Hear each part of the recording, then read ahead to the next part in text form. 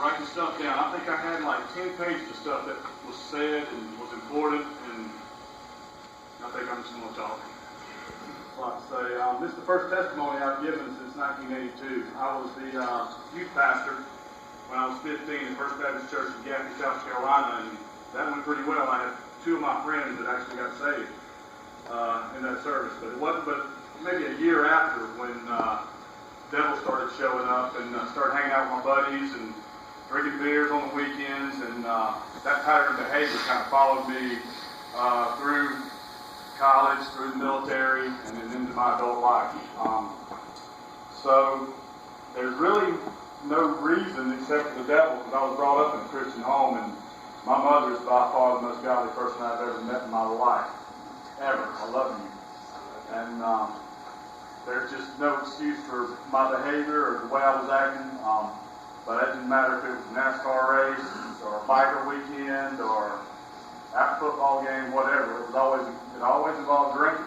And I'm a people person. I like to be around people, and I was a leader of that. I'm guilty of that. But that's how it all was for the last 30 years, pretty much. So, I rarely went to church. When I did, I went with my mom. It was on Mother's Day or on Christmas or Easter, but never went to church because I felt so guilty sitting in there. I mean, from what I did over the weekends. I mean, someone was sitting in the pew and smelled like Budweiser and Marlboros. I mean, I'd rather just not go because it was just terrible. It was a bad situation for me.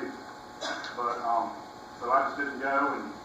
But luckily, and I appreciate my parents on that too. I mean, my children are very, very well versed in Scripture and they going to church, and I definitely appreciate that because I've got two children that know how to live right, and they prove it every day.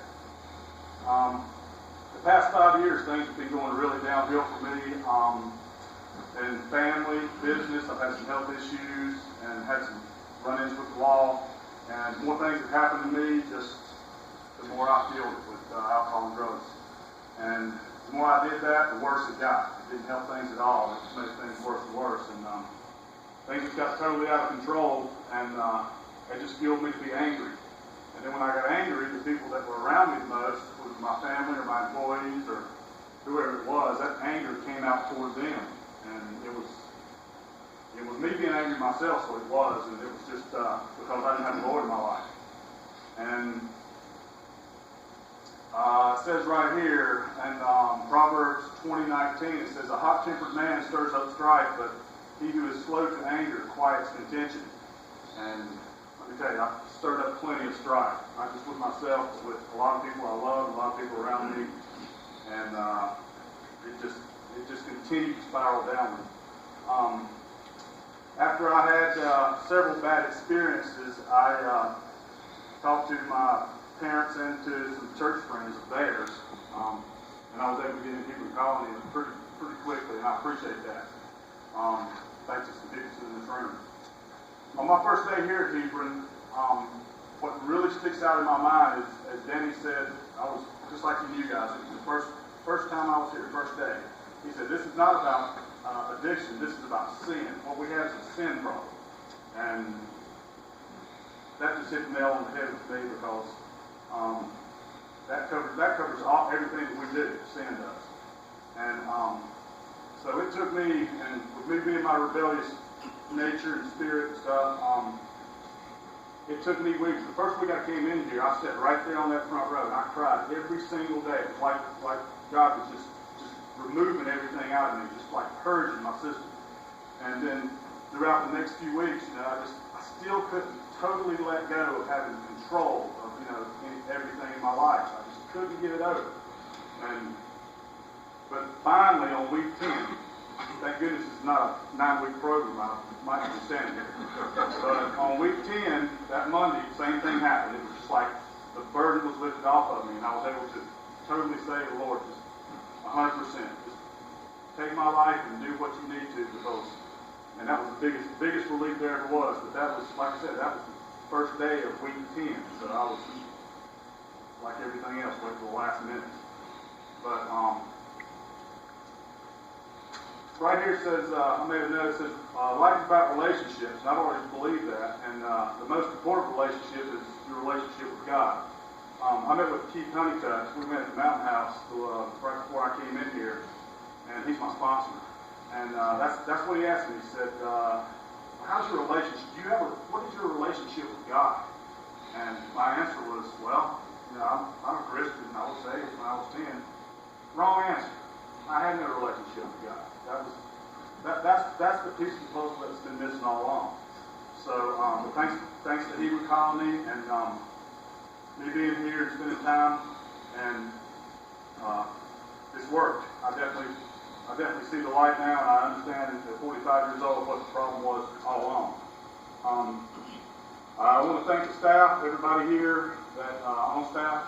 Usually, when I've sat in church in the past, you're sitting there bored, you're trying to figure out how much longer before I go to Ruby Tuesdays, just trying to figure things out. It wasn't all like that with his staff here. I mean, made notes, really hang on to every word, and it really got my day started off well, and I look forward to coming in here on Saturday nights. And it's such a great feeling when I left this chapel here. It's just a blessing, totally.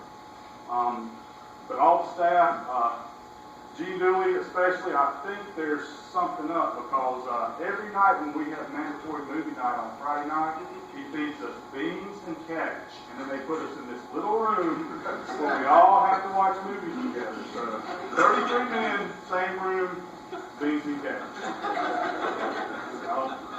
I think there's something up with that. I'd like to thank all the support I got from churches. Mount Vernon Church has been a big support, and Brother Jerry, Pleasant Gardens, secretary said this to me this past week. She said, I think you've got the most mail of anybody that's ever been to Hebron. But Ben Cross is running close second. Well, we get mail from the same church, and those folks are real faithful to keep up with us, and I greatly appreciate that. That's been a blessing to have so much support. Maybe wind up here. Brother Frank gave me this a few weeks back, and this stuck out in my mind here. It says, we value the light more fully once we come through the dark. And that's what I think about all the guys here. I mean, we've been in some dark places in our lives. It's been rough for us, but I think that makes us stronger Christians because we value, what the forgiveness that the Lord gives us, and the way we're able to love the Lord and put all of our past behind us because Lord knows none of us will live through that again. That was horrible. It was awful. But also, one more thing is, as far as my future goes, I spent the last 20 plus years painting vehicles green and white and going out there doing restoration work. And I just don't have any desire to do that anymore. God has spoken to me and wants me to do something. I don't want to work for me anymore. I want to work for God. I want to do something that makes a difference in people's lives. Not in my life. I want to do something that I can see makes a difference in people's lives. And since I've turned my life over to Him, I'm not sure what that's going to be, but I'm pretty sure it's not going to be driving around a green and white truck. So that's part of my past, and it served me well and my family, but there's a bigger picture now. My eyes are opened up, and something meaningful is what I want to do, and I'm pretty sure when that time to open that door, God will let me know. So I don't know yet, but we'll see how it goes. And along those same lines, Proverbs 15:22 says, plans fail for a lack of counsel, but with many advisors they succeed. So there's many people sitting in this room right now that I'm going to be asking advice on business matters and on matters with God and with the church and with the Bible, and I appreciate you backing me up on that and the input that you'll have, because I just not exactly sure what direction I'm going to go yet, but it's going to be God's direction. He's going to let me know. There's some very godly, very smart people in this room that can help me with that. I'm going to finish up with the words of a song. I heard this actually the day before I got here, and I said, I got to use this in my testimony. This is so good. This is Tim McGraw's song. It says, I ain't no angel. I still got a few more dances with the devil. I'm cleaning up my act little by little. I'm getting there. I can finally stand the man in the mirror I see.